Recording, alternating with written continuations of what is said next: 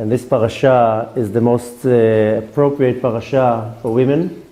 It's the most feminist parsha of the Torah, talking about the women and the greatness of the women. And we're going to talk about it. But, there's a very big question why women are exempt from a group of mitzvot. And these mitzvot are mitzvot that are time-bound. And of course, the source is from the Talmud that says that any mitzvah, a positive mitzvah that is time-bound, then a woman is exempt from that. Which of course many women come and say, that's discrimination. The men are better, and we're not allowed to do that? What kind of a system is that? And you see now a group of women in the Kotel, they come and say, no, we want equal rights. We want to put tefillin on, we want to put tzitzis on, we want to blow the shofar, we want to do all these mitzvot. This is discrimination. Unfortunately, this group of women, they're not doing it for the sake of doing the mitzvah, they're doing it for the sake of making propaganda and making a problem. They don't really care about the mitzvah. That's the problem, because I can guarantee to you that if you follow these women home, you're not going to find a kosher home. And you're not going to find them keeping Shabbat, you're not going to find them doing anything the Torah says. And I can guarantee to you that the tefillin that they put on their head are empty, there's nothing there, it's just a propaganda. It's not maybe one or two of them really want to do the mitzvah. I mean, I can't know what's going on in the heart of each and every one of them, but the core of it, whoever's pushing for it and organizing it, it's not for the sake of a mitzvah. It's for the sake of causing a problem. But there's many other groups. The question is we're not going to target now groups that are doing things against the mitzvah, against the Torah. The point is that there's a question why some mitzvot the women are exempt from. And one might look at it and say this is discrimination. What, the woman is less important, that she can't put tefillin on? It's very important for halakha to know they're not obligated, women are not obligated in doing these mitzvot, but they can still do it.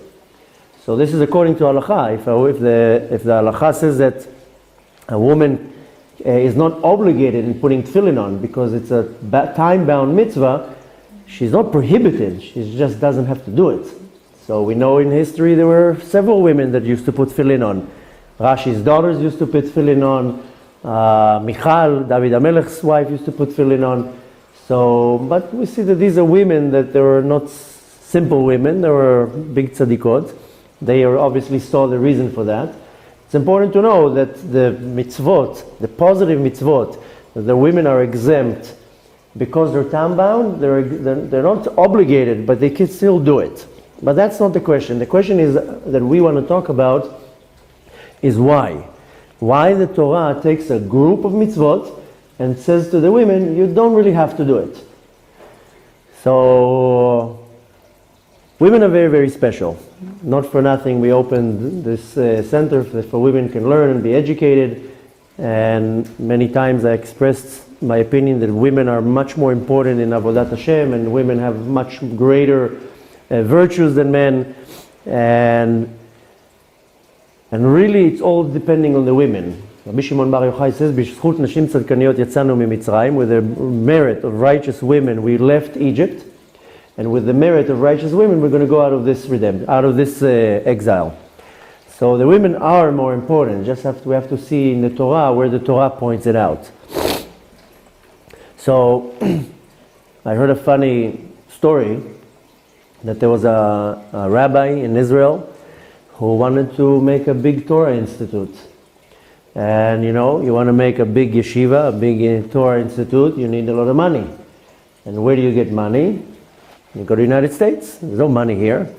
So he goes to the United States, starts knocking on doors, starts walking from one house to the other with his plans. I want to make a yeshiva, I want to make a learning center, and it wasn't as successful as he wanted. This guy gave him $100, this guy gave him $50, this guy gave him $180. I mean, it's very nice, but that's not how you build a yeshiva. So as he was going day after day after day and trying to gather the money, he was like, okay, I'm here already for over a week and I have bobkes. I'm here maybe to pay just the lawyer. So they told him, listen, there's a woman in Manhattan. She's very, very wealthy. She's not into donating into Torah related things, but she loves Israel. Go and try. What are you going to lose? So he makes an appointment, he goes to her, and he tells her, I want to make a yeshiva, a learning center to learn Torah, and he gives her the whole spiel, and she tells him, listen, I'll give you the money. How much do you need? He tells her the cost, the price. She says, I'll give you the money. But I have one condition. He says, okay, what's the condition? So she says, I want that in your yeshiva, in your learning center, you're going to teach Torah, and they're going to learn Torah. But I want them to learn Torah without yarmulkes and without beards. So he says, okay, you have a deal. He takes the money. Needless to say, this is 7 digits. And he comes back and he opens his yeshiva. A year later, he gets a phone call. Hi, it's Mrs. So-and-so. How are you? Good, Baruch Hashem. She's like, listen, I want to come to Israel and I want to see where my money went. He's like, of course, Vakasha, come. When are you coming? We'll prepare a room for you. And she comes. She sees a beautiful building. She walks in. And what does she find? A woman's yeshiva. No yarmulkes and no beards. So, the Torah is looking at women in a very, holding women very, very positive and very high, as opposed to what most people think. People think, and again, it can be mainly you find it in a more secular groups, that they say, the Torah is neglecting the women, and the women are always in the back, and the women are not so important. And there's a lot of te'anot, a lot of argues against the Torah, that the women are second-class citizens in Judaism, and they're not allowed to do things, and they have to be, and they're neglected in so many things. The reality is that it's the total opposite. And in this week's parasha is Vayakhel, and we see that the women are not only that they are empowered in this parasha, they are held in a much higher level, and which is the opposite of what most people think. Now, Bechlal, this parasha, this group of parashot that we have now, are something to pay attention, because for 5 parashot, all we're talking about is the Mishkan. This is another big question. Why the length? So much information. I mean, when the world was created, all it took is a small piece of the parasha to talk about the creation of the world. You would think that the creation of the world will take 3, 4, 5 parashot. Why it's taking a couple chapters? When we got the Torah, barely even half a parasha. Here it's talking about the Mishkan, and it's already 5 parashot that we're only talking about the Mishkan. Now, not only that it's just talking about the Mishkan, it repeats itself. In the first parashot, it's just talking what needs to be done. In these parashot, now in Vayakhel and Pekudei, and V'kitisa, it's talking what they actually did. So why the repetition? I understand. Hashem says, build a Mishkan. Okay, build a Mishkan. What, you have to repeat and tell me what they actually did? So when the Torah repeats a lot of information and puts a lot of emphasis, that's already a sign that there's something there that we need to take to consideration. Something that we need to focus on. So, first of all, we want to understand why the Torah, the parasha, is repeating everything that has to do with the Mishkan. And more than that, why it's emphasizing that the important part was done by the women. Because if you see that, if you're looking at the psukim, you see that most of it, it's referring to the male. So it says, kematnat ish yado, it's talking about a male all the time, it's not talking about females. Now, since we were focusing on the fact that the women are exempt from a group of mitzvot, it's important to explain that they're exempt from the positive mitzvot. Mitzvot aseh she'azman garama, not mitzvot lo taseh. Anything that is a negative, a prohibition, then the women are not exempt from that. And that goes to labor on Shabbat and many other things. anything that is a positive mitzvah, and that it's time-bound, that's when the women are exempt. So first of all, that's important to know, but of course we can ask the question, why the positive mitzvot and not the negative mitzvot? Why, if they're already exempt from the positive, why don't exempt them from the negative? What's the discrimination between the positive and the negative? And again, we have another question that we can ask, what's the connection between the time and the woman? Because whatever is time-bound, then the woman is exempt. So there must be a connection between time and a woman. Now, we mentioned that the last 5 parashot, all we're talking about is the Mishkan. How to build it, when to build it, with what materials to build it, who builds it, every little detail about the Mishkan, which again raises the question, why do we have to repeat this whole thing so many times? Not only that, the Torah is taking 5 parashot out of the entire Torah to talk about the building of the Mishkan, and who and why and how and all the little details. So when the Torah comes and puts too much details about something, there's something that we have to learn from that.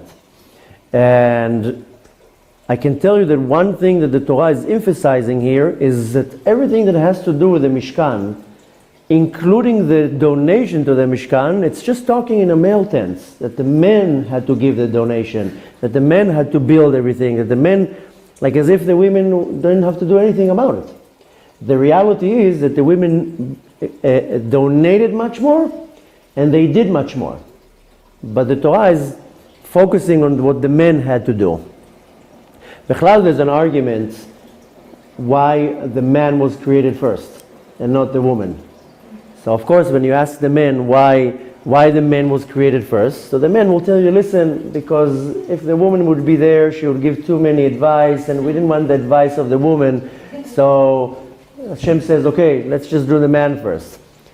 So of course, the women come with a much smarter answer and saying, first Hashem had to create the sketch, then he created the original, the real product. So first he created man, the demo, in Hebrew it says tyuta, and then he created the original, the real product, the woman. But when man was created, he wasn't man like we understand man. She was already there. Okay, then what I'm saying now is a joke. It's not No, I understand this, but she was already there. 100%. So how can we say that man was created first when they were created together and there was only a chad? If you're looking at the literal level, it says, if you're going by the literal level, first Adam was created, then Chava. We're not talking about the mystical part of what the Torah teaches us. What I said now is a joke. It's not. It doesn't say Pyotah. Excuse me? It doesn't say that it was. That's what I'm saying. This is a joke. When you turn to the men and ask them why man was created first, then the men are superficial and will tell you because we didn't need another opinion. And we didn't need the feminine opinion. The women says, no, first Hashem was testing it out. Kyuta in Hebrew is like the draft. Then you do the real the real product. So women say, yeah, first Hashem was doing the draft. He saw that it worked. Now he did the original, the main part. So again, we're not talking now about Bereshit. We're just trying to paint the picture a little bit different, because a lot of people, their opinion is that their women are much less important. Because the Torah is constantly repeating everything in a male tense, especially now when we're focusing on these parashot. When it's talking about the donations, it's talking about that the men had to give donations. When it's talking about building, it's talking about what the men did, but it's not saying about what the women did. And there's a reason for that, why the women are not in the spotlight, so to say. So, first of all, we have to again understand that the Torah is talking about building the Mishkan in so many details and so much length, and we want to understand why. And why all these details, and why repeating everything. So why the length into it? So we find something in the Torah. There was a Tana, there was a certain sage, and he was at the time of Rabbi Akiva, and his name was Rabbi Shimon. And he came and said, why do we have the word ve'et in the Torah all the time? Isn't it obvious that for example, when there's the mitzvah, kabed et avicha ve'et imecha, isn't it just enough to say kabed et avicha? Why all the time we have ve'et imecha? And we find it many times in the Torah that there's the word ve'et. Or it should just say et avicha. Why ve'et avicha? So he came with a theory. And he said, you know what? Every time that the Torah says the word ve'et, then it's basically coming to teach us. In Hebrew it says lerabot. So if it says kabed et avicha, so it means lerabot means and to add another person that I had to honor, and he explained it as that I have to honor also the firstborn. So in Hebrew he says the word lerabot. Lerabot means and to add another thing.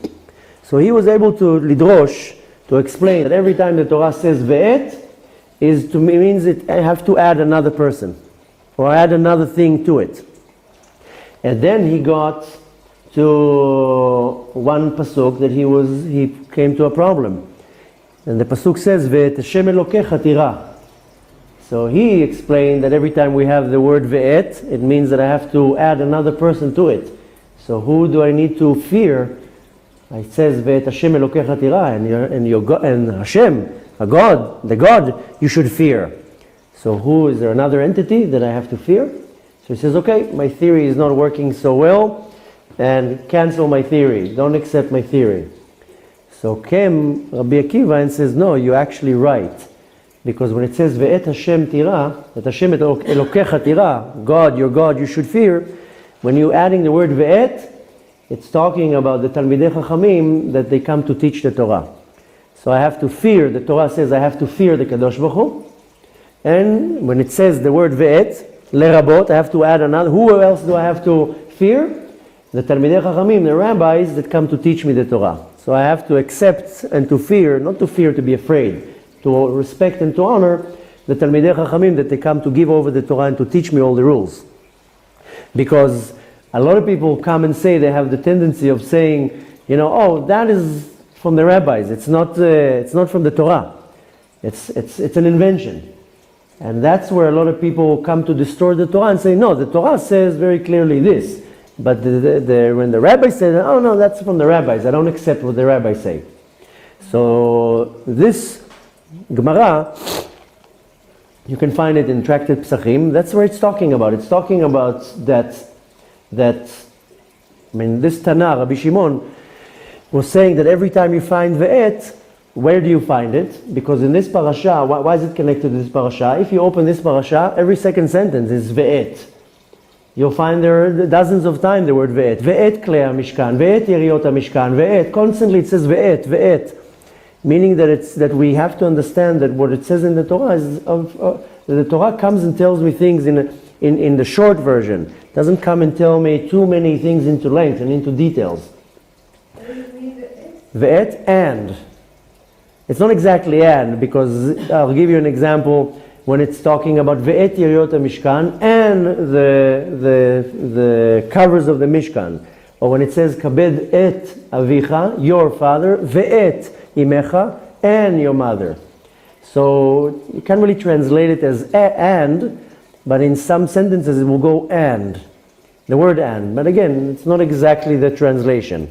And if here you have two ways of reading it, et and ve'et. So that's where the Hebrew language is a little bit. Excuse me? It means and more. and more. So and will be in most cases and. Honor your father and your mother. So if you open this week's parasha, you will see that the word ve'et, you will find it a lot of times. Because it's constantly talking about something that they had to build or do and to add on it more. What I want to learn from that is the Torah comes and tells me things in shortcuts, in very short verses. It doesn't go into details too much. And we see it in many things. We spoke about it a couple of weeks ago about tefillin. That we learned that the mitzvah of tefillin is the ultimate mitzvah that proves that the oral Torah is part of the Torah. Because it doesn't even say the word tefillin in the Torah. It just says ot, a sign, and it says totafot, something that is double. So we learn from that the word tefillin, besides that it's not found in the Torah, that this is the ultimate mitzvah from the oral Torah, because we can't find any information in the Torah about tefillin. Not how it looks, not the color, not the shape, not how to make it, anything. Everything is explained in the oral Torah. So the Torah comes and tells me just short versions. It doesn't tells me. Excuse me? Can I ask now or? Better if you can keep it for later. We'll give some time for questions.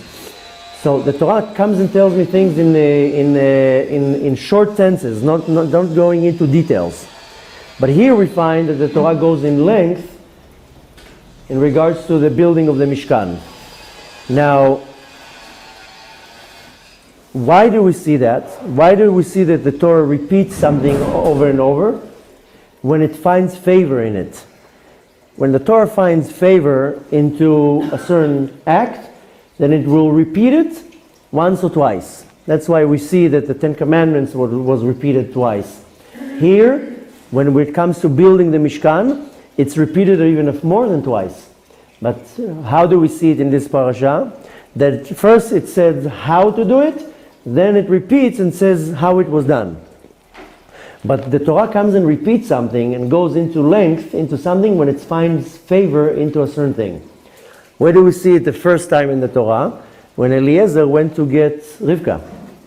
So Eliezer made a deal with the Kadosh Baruch Hu. He goes to find a shidduch for Yitzchak, and he says, how am I going to find this little girl now?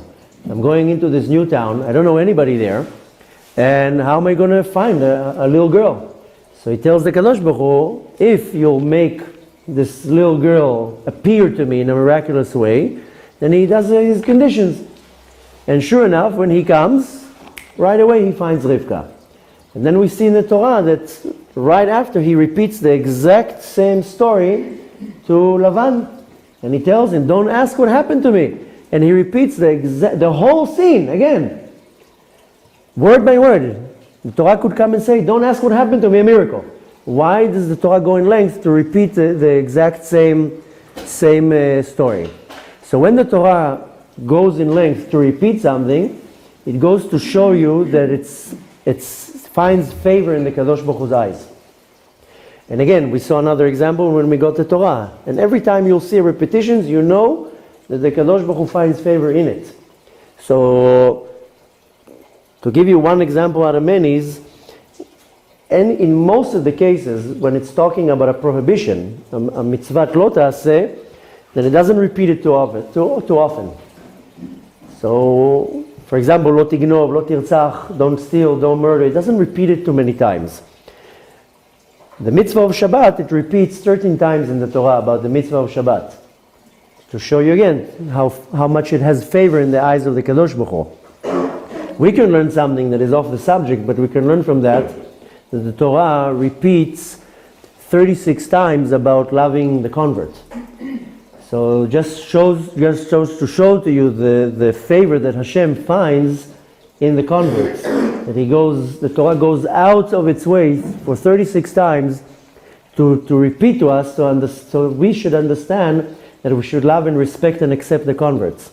36. So, excuse me? 36 times the Torah is 13 times. 13. So, and in other cases, for example, not to murder, it's only talking about 3 times. So, if the Torah is repeating something, it only comes to show us that Hashem has favor in it, or the Torah finds favor in what it's repeating. So now we see 5 parashot about building the Mishkan. The repetition constantly about building the Mishkan.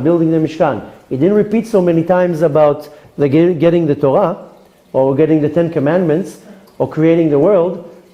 So when we see something repeats itself, we know that there's something hidden in it that has a big favor in the eyes of the Kadosh Baruch Hu.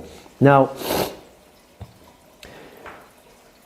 why is, when it's talking about the Mishkan, it's only talking about in the male tense?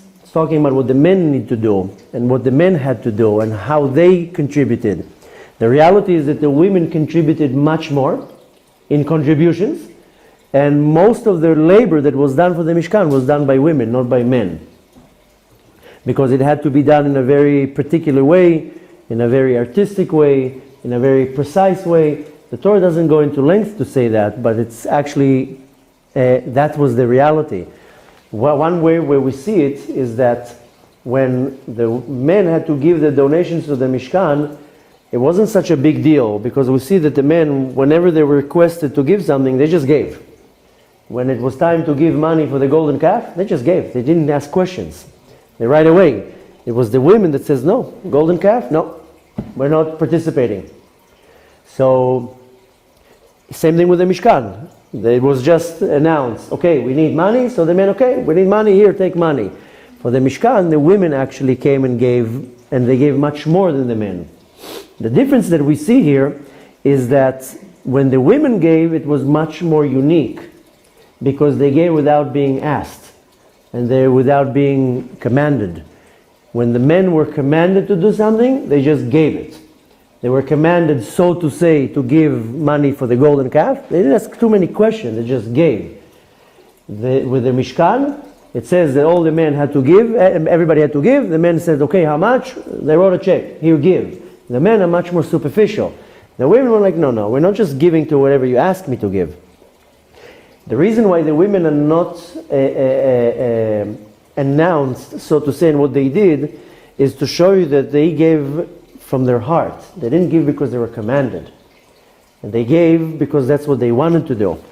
And that's the difference between the men and the women, and that comes and ties to us the whole point of the mitzvot. A mitzvah is a commandment. And the reason why a woman is not commanded to do many of the mitzvot is because Hashem says she doesn't need to be commanded. She does it anyways. A woman is operating in a much higher level that I don't need to command her. It's almost like now taking an example with kids. Some kids I need to tell them, clean the room. And I still have to tell it another time. It has to come with threats. It has to come with conditions. There's always this kid that I don't have to say anything. I don't have to say, he will just clean the room. I don't have to tell him anything. He will do his homework. So the ones that will probably have a problem to do it, they need to be commanded. Commanded to do that.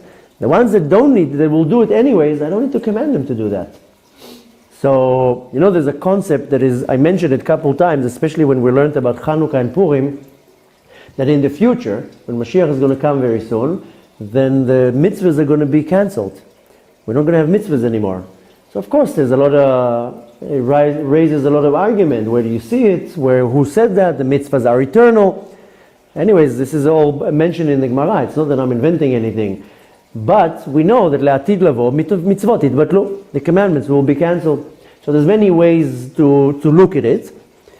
But one of the ways to look at it is that we're still going to do the mitzvot, but they're not going to be commanding. They're not going to be commandments. We're just going to do it because we want to do it.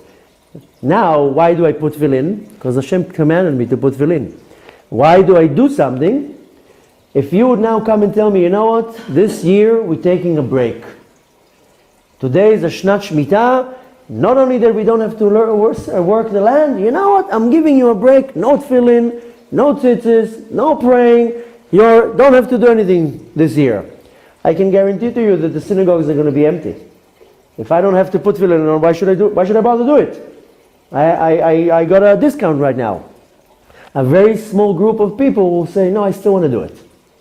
So the difference when the Talmud says la'atid lavo in the future, mitzvot itbatlu, we're still going to do the act, but we're going to do it because we want to do it, not because I'm commanded to do it. Here we see that men, they work in a very superficial level. I do because I was told to do that. And I do it with accepting the yoke. I don't do it because I want to do that. And women are the complete opposite. The reason why women are not commanded to do a bunch of stuff, because Hashem says they'll do it anyways. And they're going to do it 10 times better than the men. Why? Because they're not even commanded to do that. One of the many reasons why the Torah gives the woman a discount, whatever is time bound, because the Torah says it's more important for the woman to raise her kids.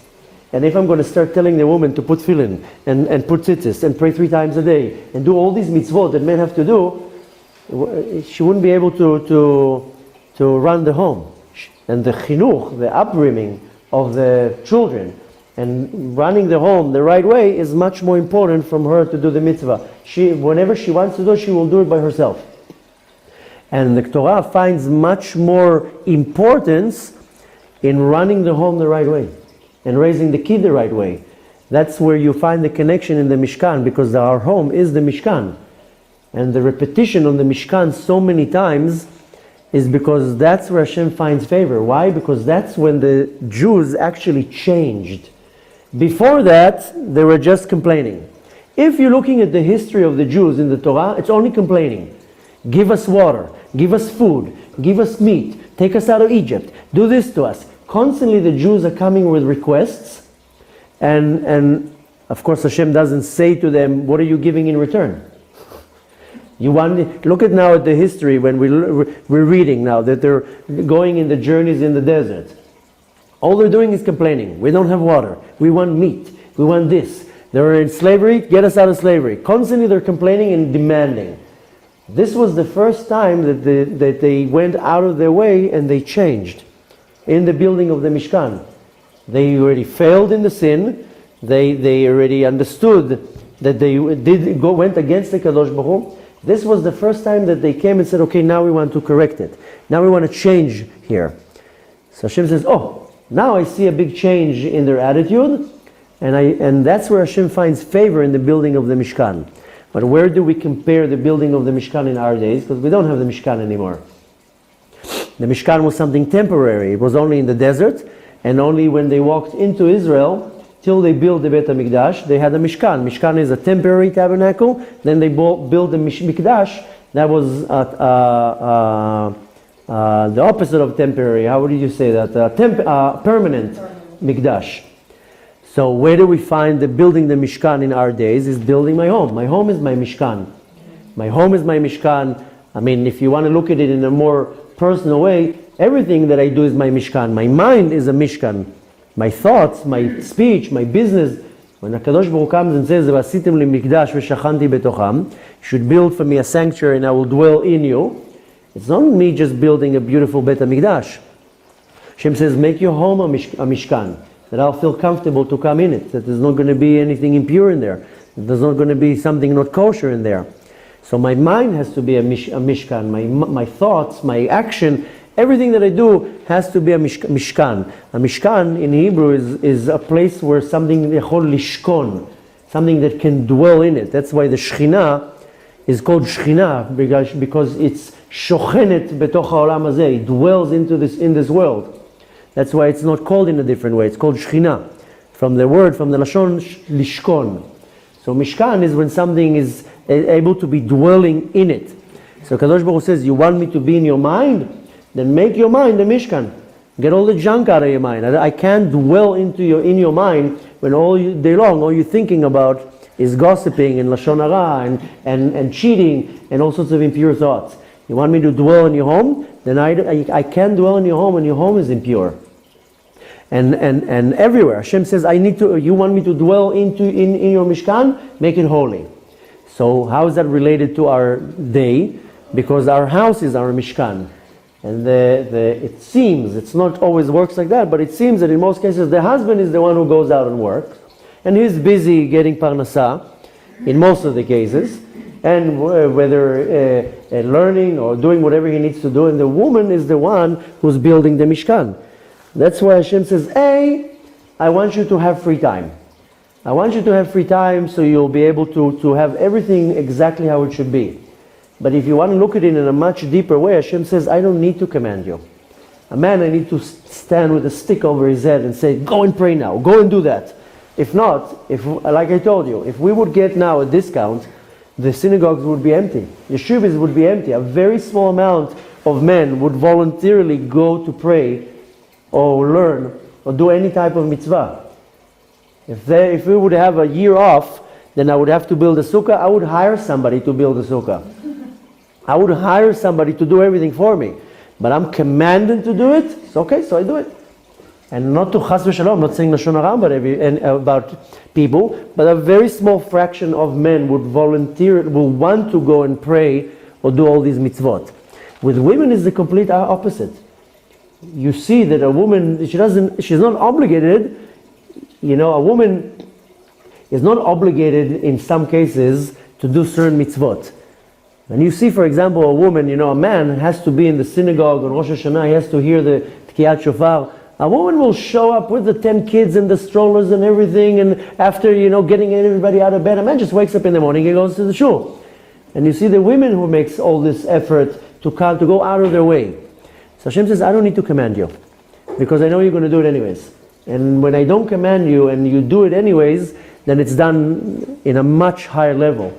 And that's why the repetition is so much in the parasha, because Hashem finds favor in it. Hashem says, I don't need to give you credit. And that's why women in many places in the Torah, they don't get the credit that they deserve. Because it says you don't need credit. When somebody gets credit, then their ego gets pumped up too much. Better not to give credit. Better to be humble. It says about a woman anyways, Kol kevuda bat melech penima, that the real credit, the real honor is inside. It's hidden. It's modest. It's noah. So the parasha comes and tells us, the real contributions, they came from the women because they weren't commanded to give it. They went out of their way. They gave it says that they gave their personal mirrors and their personal things they gave. The men gave because they were commanded. How much you need me to give? Half a shekel here. They didn't go out of their way to do anything. The women were not commanded, and they were still doing that. And that's where the parasha pulls out the importance and to emphasize how a woman doesn't even need to be commanded. What you want to take from that is to understand that, wait a minute, I'm not commanded or I'm exempt from doing certain things, not because I'm in a lower level, because Hashem says, I don't need to tell you what to do. I have, Baruch Hashem, 6 kids. Some of them I don't need to tell them what to do. One of them I don't need to tell him to do homework or clean his room. He just does it. I never have to come and tell him, fix your room, fix your bed, fix here. He just does it. The other ones is bribes and bargaining, and if you do this, I'll give you that, and if you don't do this, and it's more annoying to a parent to sit on the kid's head and says, do that. Same here. The Kadosh Baruch Hu says, I don't need to command you to do something. You're going to do it anyways. And when you do it anyways, then it's done in a much, much better way. So what do I want to take from that? Is that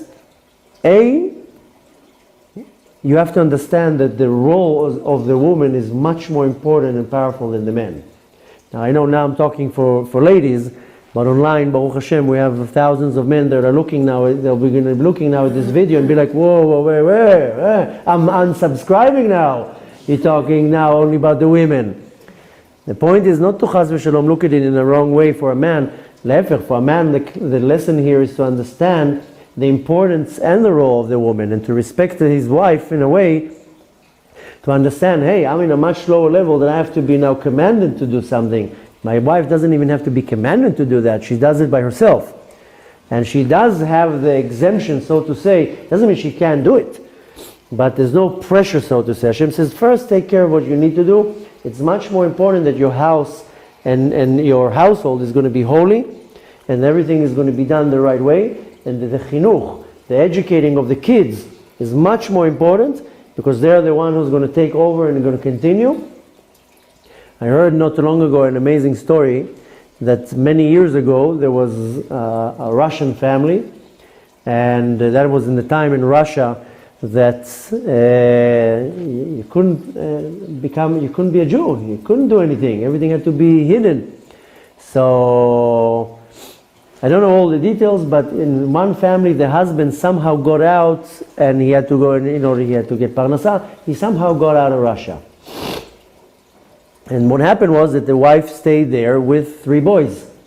And after the time went by, she started seeing that the boys are drifting away from religion because there's no role model, there's no husband to take and teach them, and everything was drifting away. So one day she goes and she sees on the street a certain individual that had the face of a Hasid. I mean, his beard was tucked in and he was trying to camouflage himself, but she saw right away, this is a Hasid. So she came and told him listen, she got into a conversation with him, and he told her he's from a certain city, from Samarkand, and she told him, I have a big request from you. I want you to take my oldest son, he's 14 years old, he doesn't have a father. I want you to take him I'm sure you have a hidden yeshiva there, 100%. And he says, yes, you're right, we do have a hidden yeshiva. She was like, please take my boy. He's 14 years old, he needs to learn Torah, he needs to get into it. He's like, okay, fine. So he took him. And a year later, she runs into this person again on the street, and she tells him, listen, I have another son, he's a little bit younger, he's also drifting away, he's not getting chinuch of Torah. I want you to take him to your secret yeshiva. So he says, listen, I can't take him, I'm going to go on the train with him, I don't have papers for him, they're going to think he's my son, they're going to ask me for a passport, I'm going to get in trouble, I can get arrested for that. And if I can't show any documents, they'll think I kidnapped him. He's like, I'm sorry, I can't do that. So she was like, okay. She ignored his request, and she told the son, listen, we're going to stand in the train station, and the second that we hear the first blow, the whistle of the train, I'm pushing you on the train, the doors are going to close, now he's going to be stuck with you, he's not going to throw you out of the window. Okay. Sure enough, that's what she did, and she throws the son on the train, and he's stuck with him now, and Hashem made a miracle, whatever, that they were able to go through the border, and he took him to the secret yeshiva. A year passed, again the guy is there, and she sees him again. She just looks at him, and from far away, he's like, no, I know you have another son. She's like, listen, you have to take my son. He's 5 years old. He needs to learn Torah. He's like, I can't take a 5-year-old. This is not already a problem of taking him through the border. Who's going to take care of him? It's a 5-year-old. He needs his mother. He needs to somebody who read him a story at the end of the day in his bedtime. She's like, I don't care. My son needs to learn Torah. You have to take him. So he was like, okay, I'll take him. Now the 5-year-old starts making a problem. He grabs her leg and he's like, I don't want to go. Mommy, I don't want to go. The 5-year-old. So she tells him, go with this man. I promise I'm going to come to visit you. So he's like, okay, mommy promises. So he goes on the train. She promised, she was a good Jewish mom. She went besides her way. She turned the world upside down, bribed whoever she had to bribe. She somehow got papers and a passport. She did whatever she could to go to the city to visit him. And she finally arrives at the city, huge city, the city of Samarkand, and then she figures something, that she did a mistake. She was like, how am I going to find this yeshiva? It's an underground yeshiva. It's not that I can come and start asking people, where's the yeshiva? She was like, I don't know where to go. What did I do? I'm all the way here now. How am I going to find my boys now? She sits on a bench, and she's like, Hashem, help me. How am I going to find my kids now? I don't even know why I came here without a better plan. As she's saying that, she starts hearing, Mama, Mama. She turns around, she sees her 5-year-old, who was already older. And she tells him, how did you know I'm here? So she says, Mama, you promised you'll come to visit me, so every day I came here waiting for you to come to visit me. So, and this is a true story, it's not a fairy tale. The point when I'm telling you that is that the chinuch, the educating of our kids, is one of the most important things. If I don't give over what I know to my kids, then what's the point? You know, when we got the Torah, Hashem says, what is the collateral you're going to give me? So they said, we're going to give you our kids as a collateral. And the chinuch of the kids, yes, a lot of it is important that the husband does, but the main building of the Mishkan in our generation is in the responsibility of the women. That the home is going to be kosher. When I come home, and my wife puts a plate on my table, I don't ask her, did you check the leaves? Is this kosher? Where did you buy the meat? You sure I can eat it? I don't ask her, I trust her. I trust her that she is checking it for me. That she is checking the leaves, that there's no bugs in there. And she did go and make her research before she bought the product. I trust her. I don't ask her questions. When she does challah on Shabbat, I don't come and tell me, did you do a frashat challah? Did you say a bracha? Did you light candles? I don't do that. I trust her. Same thing with my kids. I don't ask her, tell me, is the sandwiches you made for the school, is it kosher? You make sure that it's kosher? Where are you taking the kids? How are you dressing them? Because I put all my trust in her. I go out, or any other man, he goes and he's like, okay, I'm going to go and worry about the parnasah. I'm going to go and work. I have to worry about getting food to us. I'm going to have to do my mitzvot. When I put tefillin, you get the benefit from that. When I learn Torah, you have 50% of my Torah.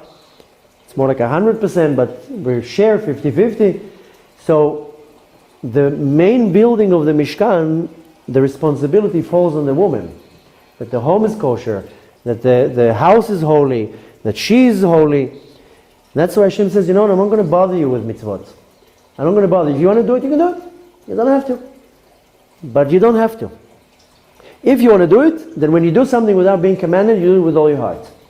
You just asked me if you can pray. You did it because you want to pray. Not because somebody says, you have 5 minutes, and that's it, and you can't pray anymore. Hashem says, women do things from their heart. They do it because they want to, because they see the value in it. Same with the contribution to the Mishkan. It says that the men had to give contributions, because Hashem says, if I'm not going to command them, they're not going to give anything.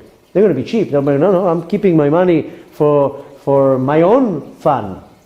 I'm not going to spend it on something that I don't need to. Oh, you tell me I have to do something, I'll do it. They work in a very systematic way. Hashem says, for the women, I don't need to command them.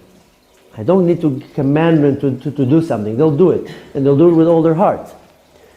And for the men, I have to give them I have to tell them what to do.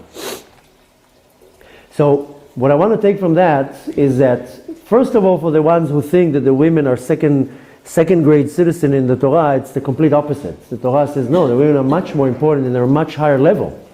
They're not in a lower level.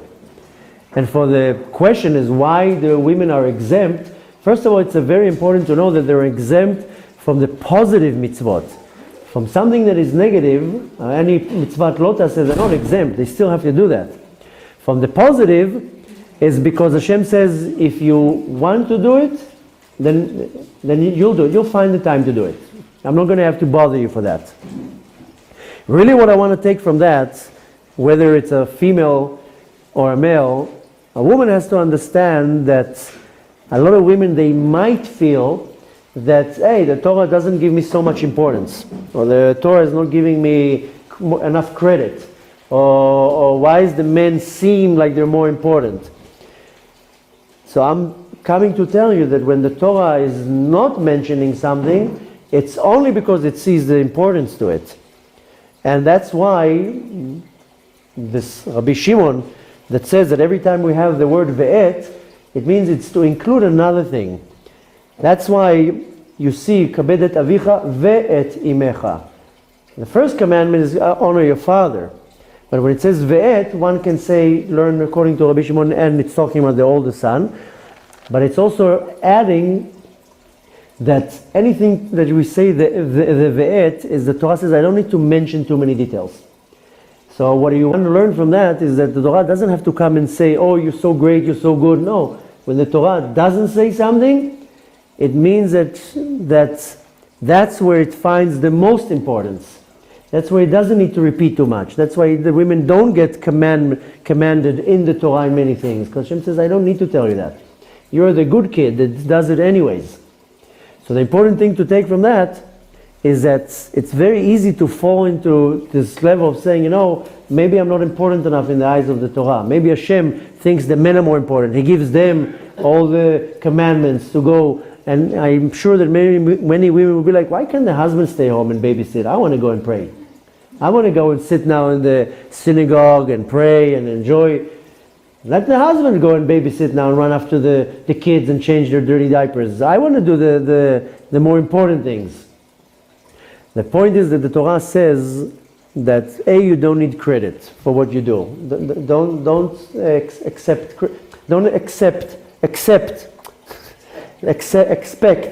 credit. The Torah says, don't worry, the Kadosh Baruch Hu, by the fact that He's not commanding you, that's where He sees your greatness. Because He knows you're going to do it anyways, and He knows you're going to do it with all your heart.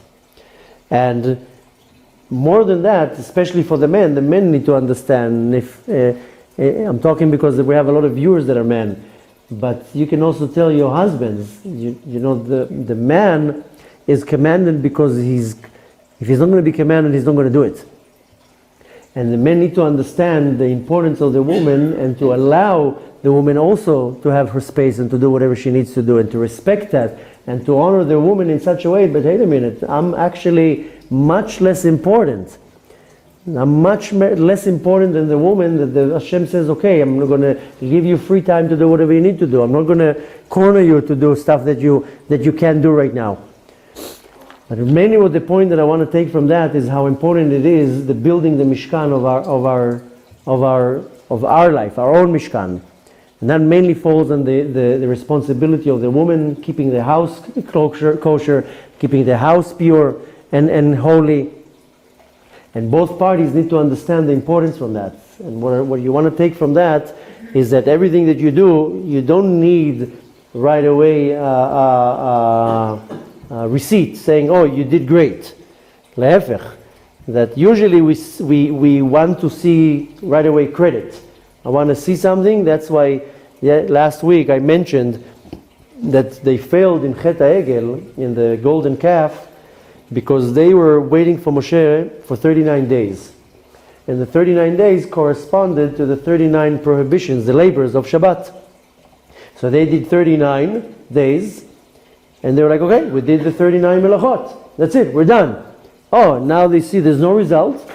So right away they fell in their level of emunah, and they served the golden calf. Because a lot of times in our life, we do something and we're waiting to see a result. And if there's not going to be a result right away, then I say, hey, my act was worthless. I didn't get anything back. And then I fall into a level of disbelief and I, chas v'shalom, create my own golden calf. Because I did my tshuva, I did my effort, I did something, and what? No result. Didn't come a result, didn't come an action after that. I mean, I did an action, but didn't come a reaction. And this comes to this whole story with the golden calf, comes to teach me, don't wait for a reaction. Doesn't mean you're going to get a result after your act. I know sometimes we see that people, they become religious, they become more observant, they go through a period of time in their life, and they're like, this is what I get. I mean, I gave you now 20 years of my life, and all I have is suffering. Because in our mind, we expect that if I did some type of action, that there will be a reward to that. Hashem says, no, there's not always going to be a reward to what you do. You might not see it. There will be. It's in the future. So, a lot of the times people say, hey, I did a certain action. I want to see a reward, some type of a reaction to what I did. So Hashem comes and tells, don't expect now a big thanks or gratitude. You have to do it because you know it's the right thing to do. You want to do it because it's what your heart tells you to do, not because later on you're going to get a big thank you. I know it's good to get sometimes a thank you, but the point is that the Kadosh Baruch Hu says, no, it's enough that I know what you're doing from your heart. That should be your motive and your drive to do it. And that's why the Torah doesn't find the place to go out of its way to say, oh, it's actually that the women gave much more contributions. The women, they did most of the building of the Mishkan. But the reality is that is the fact, that the women gave from their personal items, their personal jewelry, their personal time to build the Mishkan. And up until today, that's who builds the Mishkan in our life, is the women. And therefore Hashem says, okay, don't worry, I'm going to give you free time. You don't have to worry about too many things. If you choose to do it, go ahead and do it. You'll get the reward. But you don't have to.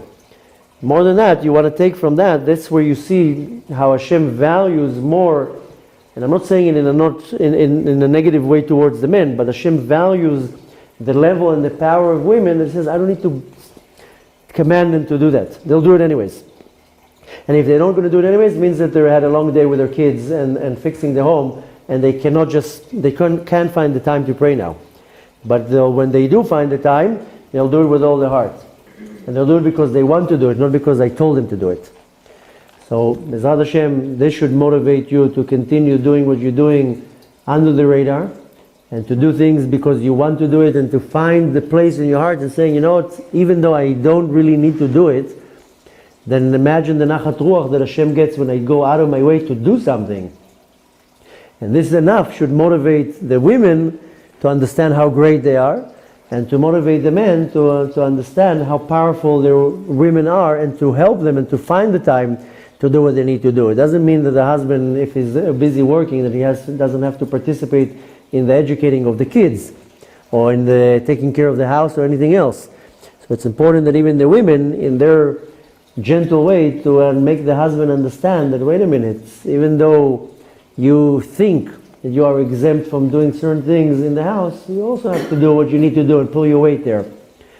So, Bezat Hashem, we should bemet merit that with the holy work that the righteous women do, beneath the radar and beyond the letter of the law, that this will serve us as the merit to take us out of this exile.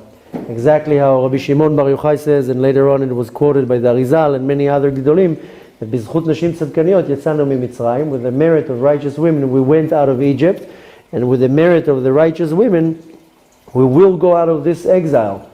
So every effort that you do is not for nothing.